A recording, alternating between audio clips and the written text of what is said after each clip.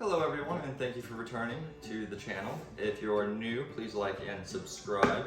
It's been a little while since I posted, so what I'm going to try to do are things a little different this time. I'm going to be doing a Creekstone Farms prime brisket, but rather than putting it up as one long video, I'm going to break it up into different videos and post them individually, so that if there's a particular section that you would like to watch, you can just watch that one. You don't have to worry about fast forwarding through a longer video, and it makes it a little easier to digest. So with that said, I'm going to start with how I make my rub for the brisket.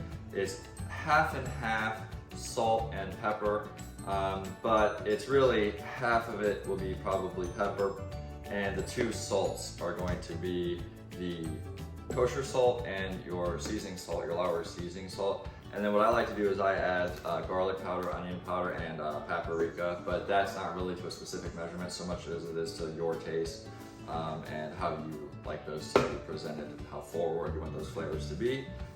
So what I do to try to make sure that I keep it even, because I find it gives you a better flavor and it's kind of important, is that I use a measuring cup for this. And what I'll do to make my measuring easier, or the math easier I should say, is I'll start with the pepper. So you can figure that I'm going to do, and this is a 1/4 cup one. It'll be different for you. It doesn't matter so much about the size as long as you keep the proportions the same. It just, what container are you putting it in? So I'll do 2 of these. That way it's a little easier on me when it comes to the salt part, because what you don't want to do is get it stuck in your head that it's 50-50 and then you end up doing 2 of these and then 2 of those. It'll be incredibly too salty. So because I did 2 of these, I will do 1 of the kosher salts, like so. And then we will do 1 of the Lowry seasonings, like that. And as far as the measuring spoon is, we're done with that. Like I said, for the next 3, it's just onion powder, garlic powder, and paprika. And the paprika you really don't even have to do. It kind of just adds a little bit of color.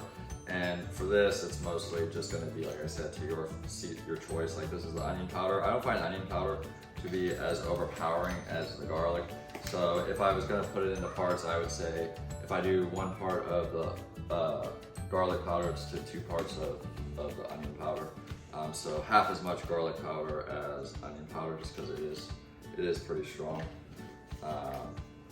And then, like I said, paprika really isn't going to add any flavor to anything, but what it is going to do is just give you a little bit of a nice color. On a longer cook, like for a brisket, I don't really think that you're going to notice the color anyway. And then I just kind of shake it up a little bit here.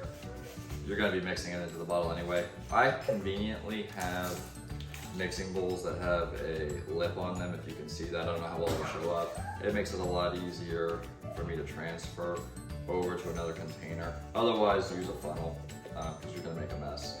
But you may not care. Like I don't, because I'm going to end up making a mess here anyway, because even this pour spout's not working as well as I would like. So there it goes, all over.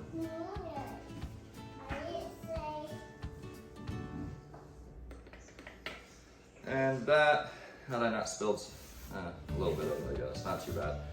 I've made roughly 3/4 of a way of a medium-sized shaker. I would call this one a large and this one a medium. And then all you need to do is just mix it up. And when you're ready, you're ready to season. I use a lot on pork shoulders, briskets, and it's actually really, really good on steaks, especially if you're gonna grill.